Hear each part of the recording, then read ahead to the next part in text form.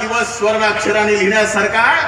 मी राज दरबारात गेलो, एवढी गाणी गायली, प्रत्येक गाण्याला राजाने बक्षीस दिलं. बायकोने एवढंच विचारलं, बक्षीस कुठे? गायक म्हणला, राजे पाठवून देणार आहेत. एक दिवस गेला, 2 दिवस गेले, 3 महिने गेले, 6 महिने गेले, 9 महिने गेले, राजाच्या बक्षिसाचा पत्ता नाही. एक दिवस राज दरबारात पुन्हा तो गायक गेला. राजाला हात जोडून विनंती केली, राजे 9 महिन्यापूर्वी मी तुमच्या दरबारात गाणं गायलं होतं. राजा म्हणला, मग? मी गाणं गात गेलो, तुम्ही बक्षीस जाहीर करत गेलात, त्या बक्षिसाचं काय झालं? राजा म्हणला, अरे गायका, तू ज्या वेळेस गाणं गात होतास त्यावेळेस माझ्या कानाला चांगलं वाटत होतं. मी ज्या वेळेस बक्षीस जाहीर करत होतो तुझ्या कानाला चांगलं वाटत होतं. इसमें लेन देन की बात कहां से आली? तसं आजचे दिनचं झालंय का नाही? निवडणुकीच्या काळात आजचे दिन म्हणलं की तुमच्या कानाला बरं वाटायचं का नाही? आता काय? अब मोदी जी बोलते इसमें लेन देन की क्या बात? बरोबर आहे का? अरे एक गोष्ट, आपल्या साध्या शेजारीने जर आपली छोटीशी फसवणूक केली, शेजाऱ्याशी आपण महिना 2 बोलत नाही. इथं मात्र देशाच्या प्रमुखांनी देशाच्या 125 कोटी जनतेला फसवलं. त्या गोष्टीचा तुमच्या मनात राग नाही? अरे या देशात कसलं राजकारण चालू आहे? जगतकर सरांनी सांगितलं, एक रोहित वेमुल्ला हैदराबादच्या युनिव्हर्सिटीमध्ये दलित समाजाचा आमचा भाऊ दलित चळवळीचं काम करत होता.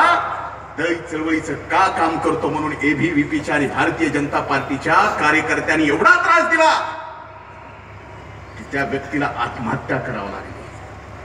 त्याच्यातून रान एवढं पेटलं आणि बदनामी केंद्र सरकारची एवढी होऊ लागली की त्याच काळामध्ये एक नवीन राजकारण आलं की या देशात भारत माता की जय म्हणणारा या देशाचा नागरिक आणि भारत माता की जय न म्हणणारा या देशाचा नागरिक नाही. हे कशासाठी राजकारण झालं? कारण त्या दलित आमच्या भावाची हत्या या नरेंद्र मोदी सरकारला दाबायची होती म्हणून काढलेलं ते एक राजकारण. अरे एवढ्यावर हे थांबले नाहीत. ज्या वेळेस सत्ता आली, सत्य आल्यावर तुम्ही मुंबईमध्ये ऐकलं असेल, संबंध देशभरात 2 जाती निर्माण झाल्या. एकीकडे हिंदू, मुस्लिम, शीख, ईसाई या देशात गुन्हा गोविंदाने नाचत असताना मोदी साहेबांच्या काळामध्ये 1-2 धर्म झाले. आणि ते 2 धर्म कुठले? मांसाहार करणारा आणि मांसाहार न करणारा. हा अधिकार कुणी दिला? मोदी साहेब, तुम्हाला हा अधिकार नाही. आमच्या चुलीपर्यंत यायचा अधिकार कुणालाच नाही. आणि डॉक्टर बाबासाहेब आंबेडकरांच्या घटनेने तो आम्हाला अधिकार दिलेला आहे, तो तुम्हाला सुद्धा अधिकार आहे. 2 धर्म काय? नॉनव्हेज खानेवाला, नॉनव्हेज नाही खानेवाला. अरे ज्याला खायचंय ते खाईल, नाही खायचंय ते खाईल. पण आज या देशात ज्या महागाईवर भारतीय जनता पार्टीने रान पेटवलं निवडणुकीच्या काळात, आज एवढी महागाई आहे. महागाईची चर्चा गावागावात झाली की मोदी साहेब मन की बात मध्ये प्रकट होतात. तुम्हाला माहिती ना मन की बात? मन की बात मध्ये प्रकट होतात आणि प्रकट झाले की म्हणतात, मित्रों अब मैं इस देश में भारत स्वच्छता अभियान के तहत 6 करोड़ शौचालय बनाऊंगा. शौचालय म्हणजे संडास.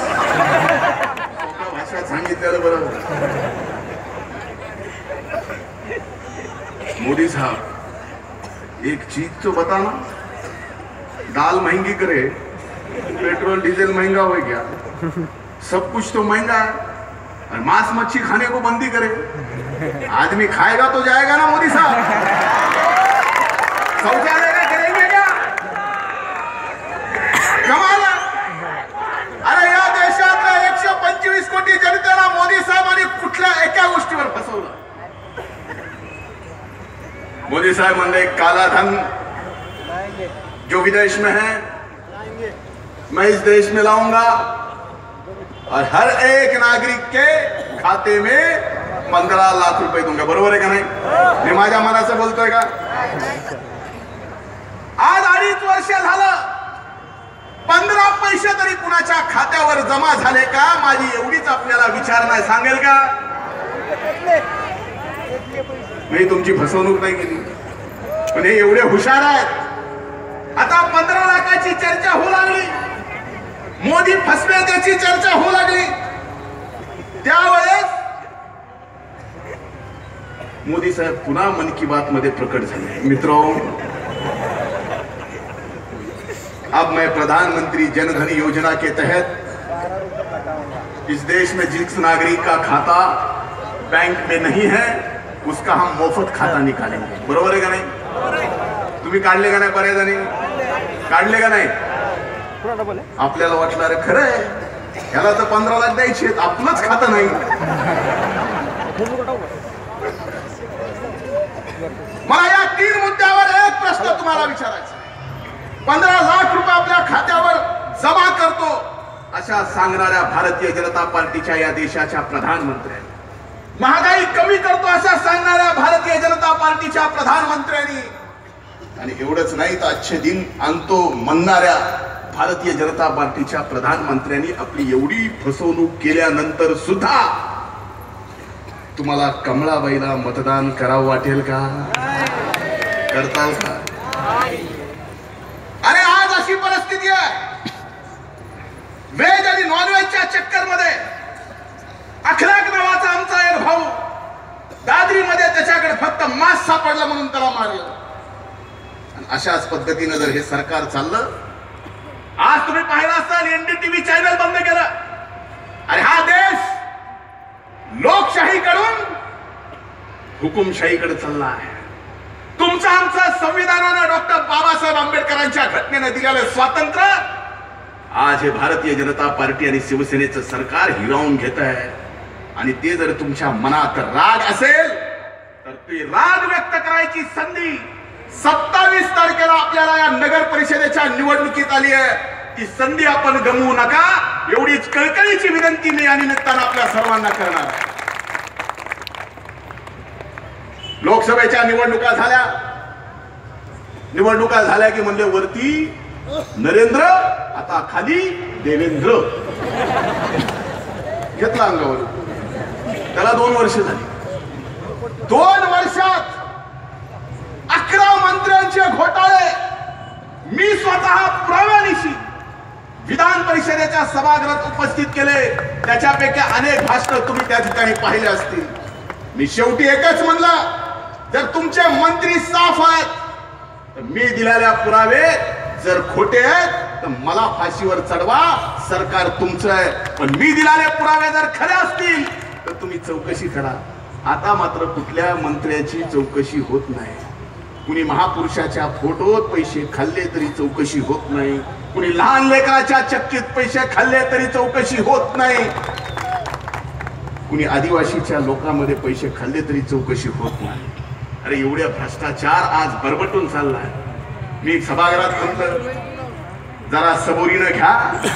15 वर्षाच्या नवसानं जन्माला आलेलं हे सरकार आहे. एखाद्याला मूल होत नसतं, नवसानं आलं. आपल्याकडे म्हणाय नवसानं आलं मुख्य घेऊन मारलं. म्हणलं तसं तुमचं होईल, तसं झालंय. मी आपल्याला सांगतो, आज या 2 वर्षाच्या सरकारमध्ये सरकारच अस्तित्व होईल. सरकार कुठे मला कळत होत काय सरकारचं चाललंय ते सोडा. 5 वर्षापूर्वी नगर परिषद आम्ही ताब्यात घेतली. त्यावेळेस ओपनला नगराध्यक्ष पद राखीव होतं. नगर परिषदेच्या निवडणुकीच्या काळातच माझा आणि स्वर्गीय मुंडे साहेबांच्या काही विषयाच्या बाबतीत मतभेद. त्याला पहिलं मतभेदाचं कारण इथं दीपक देशमुख बसले आहेत. दीपक देशमुख सिटिंग तिथले नगरसेवक असताना त्यांची जागा शिवसेनेला द्यायचं पाप हे मुंडे साहेबांचं नव्हतं. कान भरवणारे होते ना, चुगल किशोरजी असे सगळे त्यांचं भले जागा शिवसेनेला देऊन टाका. म्हणलं का? हा तुमचा भाजपचा कार्यकर्ता नाही, अपक्ष निवडून आले. अरे आज मला या गोष्टीचा अभिमान वाटतो की त्यावेळेस माझ्या सर्व सहकार्यांनी मला साथ दिली, नगर परिषद ताब्यात घेतली आणि 5 वर्षाच्या काळात 150 कोटीपेक्षा जास्त कामाचं विकास काम आम्हाला या ठिकाणी करतात. आज आपण रस्ते बघतात, तर ती नगर परिषद आमच्या ताब्यात आम्ही घेतली नसती तर रस्ते झाले नसते. आज या नाल्याचं काम या ठिकाणी आम्ही केलं ते झालं नसतं, ज्या बौद्ध विहाराचं आम्ही काम केलं ते झालं नसतं, शादी खाण्याचं काम केलं ते झालं नसतं, शिंपी समाजाचं सभागृह केलं ते झालं नसतं, चर्मकार समाजाला आम्ही सभागृह दिलं ते झालं नसतं, वाल्मिकी समाजाला आम्ही सभागृह दिलं ते झालं नसतं, जैन समाजाला आम्ही सभागृह दिलं ते झालं नसतं. ज्या हज हाऊसची गोष्ट या ठिकाणी जाबेर साहेबांनी काढली ते हज हाऊस सुद्धा या ठिकाणी झालं नसतं. आज आम्ही हे केलं. तुम्ही म्हणताय की आमच्याहून नगर परिषद हिसकावून घेतली. अरे हिसकावून कोण घेत नसतं, त्याला मनाने मनासोबत नातं जोडावं लागतं आणि माझ्या सहकार्यांच्या सोबत मी मनाचं नातं जोडलं म्हणून आज या ठिकाणी परळीचा एवढा विकास होऊ शकतो. अरे काय करायचं?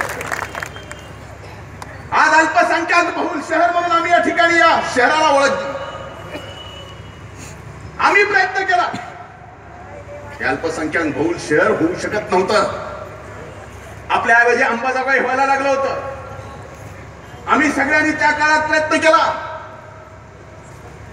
आणि 15 कोटी रुपये अल्पसंख्याक मध्ये आम्ही निधी आणला. इथल्या पालकमंत्र्यांच्या मनात पाप काय? मंत्री झाल्यानंतर नगरपालिकेने त्याचं टेंडर काढलं, वर्क ऑर्डर स्टेजला म्हणले नाही हे काम नगर परिषदेने करायचं नाही, हे काम बीएनसीने करायचं. आणि एवढ्या एका गोष्टीत नाही. मी आज या सभेत तुम्हाला पुरावे देणार आहे. या 2 वर्षाच्या काळात परळी नगर परिषदेमध्ये तुमचा विकास करायला जेवढा त्रास झाला तेवढा त्रास जर कमी झाला असता तर आणखीन 50 कोटी रुपयाची विकासाची कामं या परळी शहरात झाली असती. का आज आम्ही बघतो तलाव कट्ट्यापासून ते बरकत नगरपर्यंत. आज आम्ही मलिकपुऱ्याचा सगळा भाग बघतो, त्या अगदी हबीबपुऱ्यापर्यंत रामनगरपर्यंत. आज तुम्ही पालकमंत्री आहात. विधानसभेच्या निवडणुकीत या परळी शहरातल्या जनतेने तुम्हाला 3000 मताचं मताधिक्य माझ्यापेक्षा जास्त दिलं. अरे तुमचं कर्तव्य काय होतं? अरे तुम्ही लोकांच्या मनातले मुख्यमंत्री असं स्वतःला समजता आणि 4 खात्याचे मंत्री म्हणून जर राज्यभर फिरता तर या गोरगरिबांचे जे झोपडीत राहणारे आमचे बंधू भगिनी त्यांना झोपडपट्टीतून चांगल्या घरामध्ये आणू शकला असतात. तुमच्या जागी मी असतो आणि सरकार माझं असतं, मंत्री जरी नसतो तरी तुमच्यासाठी घर बांधायचे काम मी या ठिकाणी केलं असतं. पण आम्ही हा प्रस्ताव समोर आणला, सरकारकडे दिला. बोले परळीत काय करायचं नाही, परळी माझी आहे. का? विधानसभेच्या निवडणुकीत मतं घेताना तुम्हाला गोड वाटलं, पण या ठिकाणी काम करायचं म्हणलं की अडचण तुमची. अरे मंजूर होऊ द्यायचा. तुम्हाला काम नगर परिषदेकडून करायची अडचण होती, बीएनसीकडून करायला लावायची होती. पण हा विषय का झाला नाही आणि का होऊ दिला नाही याचा प्रश्न आज मी तुम्हाला सांगतो. याचा विचार तुम्ही करा. अरे कोण तुम्हाला घर मिळणार? जर घर मिळू देणार नसेल, कोण तुम्हाला चांगले रस्ते पाहिजे असतील ते चांगले रस्ते मिळू देणार नसेल, कुणाच्या समोरची नाली या ठिकाणी नीट करायची असेल ती नाली मिळू देणार नसेल तर याच्या बाबतीत तुमच्या मनात राग नाही येणार. मी आज पत्र देतो, हे पत्र तुम्हाला दाखवतो. आपल्या जिल्ह्याच्या पालकमंत्र्यांनी मुख्यमंत्र्याला पत्र दिलं आहे की परळी नगर परिषदेला जो काही निधी सरकारने दिलाय तो निधी तुम्ही तात्काळ थांबवा, 1 रुपया सुद्धा द्यायचा नाही. अरे कोण असा माणूस? फक्त नगर परिषद दुसऱ्या विचाराची आहे म्हणून काम होऊ द्यायचं नाही.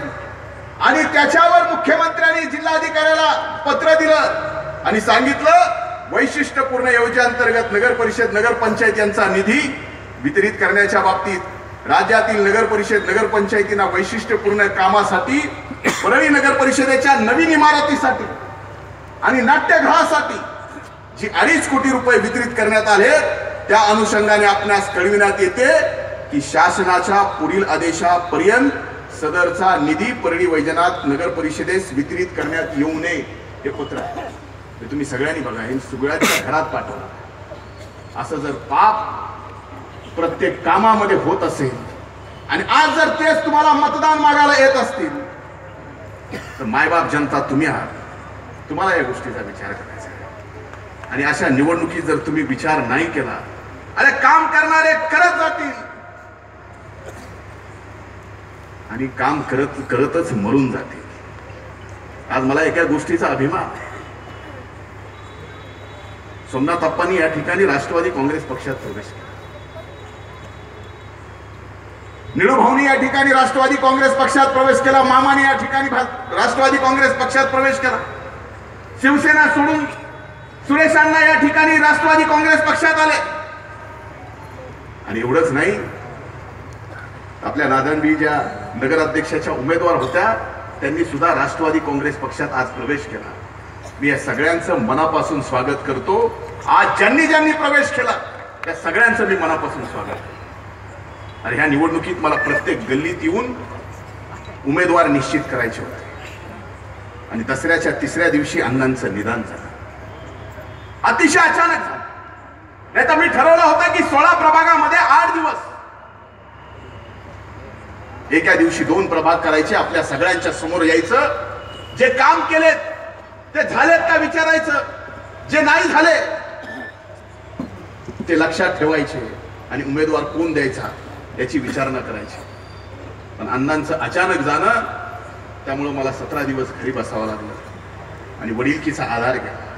माझ्या दृष्टीनं या परळीमध्ये तसं पाहिलं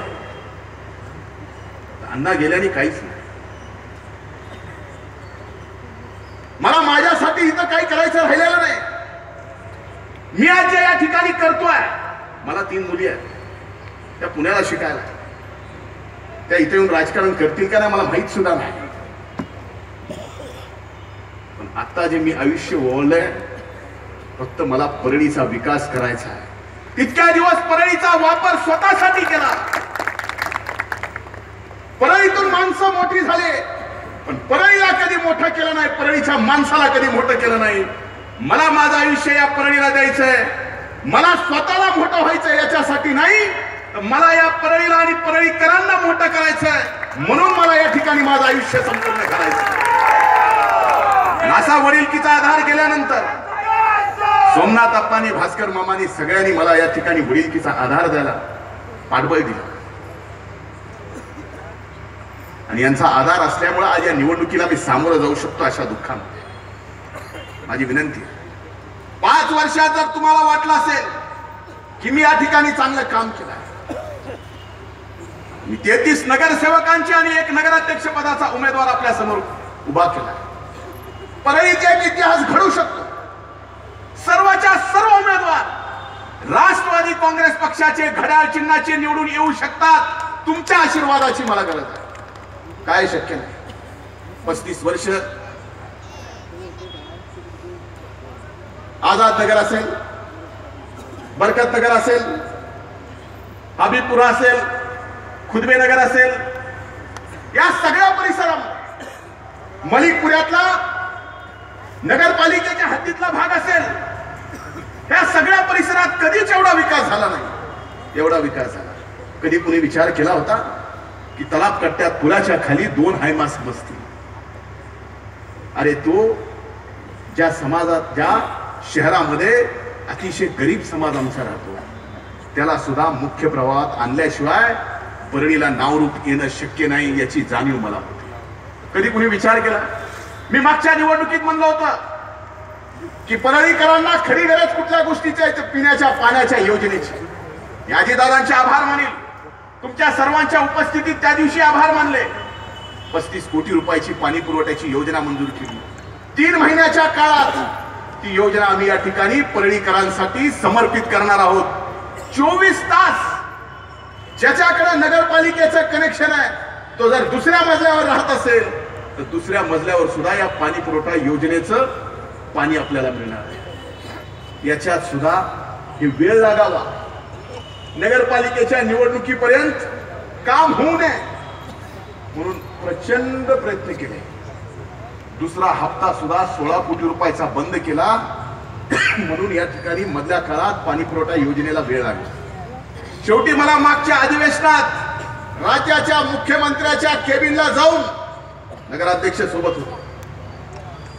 केबिनला जाऊन सांगावं लागलं, माझ्या परळीचं पाण्यामध्ये जर तुम्ही राजकारण करत असाल तर विधान भवनाच्या तुमच्या कार्यालयाच्या समोर मी स्वतः उपोषणाला बसणार आहे. आमचे 16 कोटी आम्हाला दिले पाहिजे.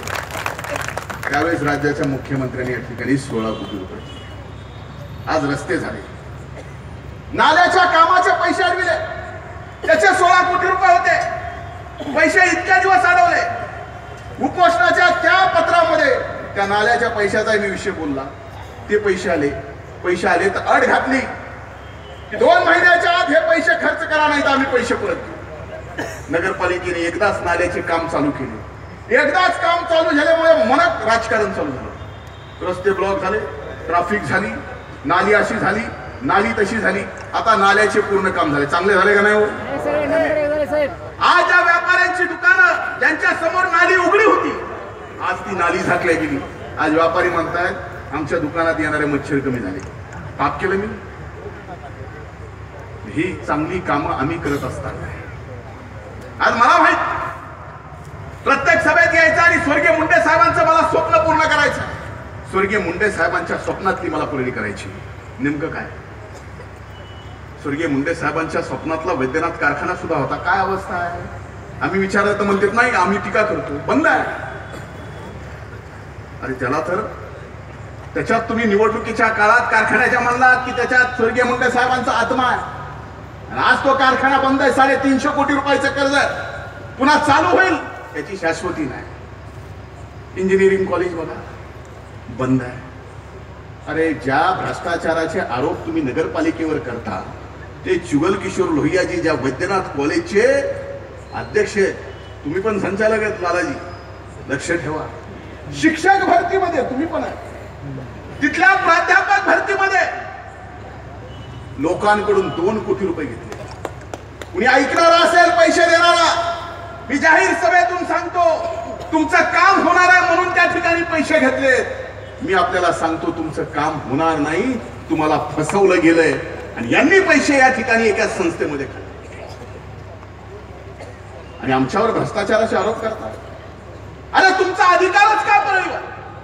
ज्या वेळेस परळीवर पिण्याच्या पाण्याची अडचण येते त्यावेळेस पाण्याच्या टँकर पासून बोर पासून आम्ही आमच्या खिशातून पैसे खर्च करतो. सरकार मदतीला आलं नाही, आपण आपल्या या ठिकाणी व्यवस्थेतून खर्च केला. एवढं इमानदारीने काम करत असताना माझ्यासारख्या कार्यकर्त्याला एवढीच अपेक्षा मी प्रत्येकाच्या सुखादुःखात असतो, प्रत्येकाच्या अडीगडीला असतो. अरे गणपती महोत्सवापासून भीम महोत्सवापर्यंत सगळे कार्यक्रम या ठिकाणी, अण्णाभाऊ साठेची जयंती असेल, छत्रपती शिवाजी महाराज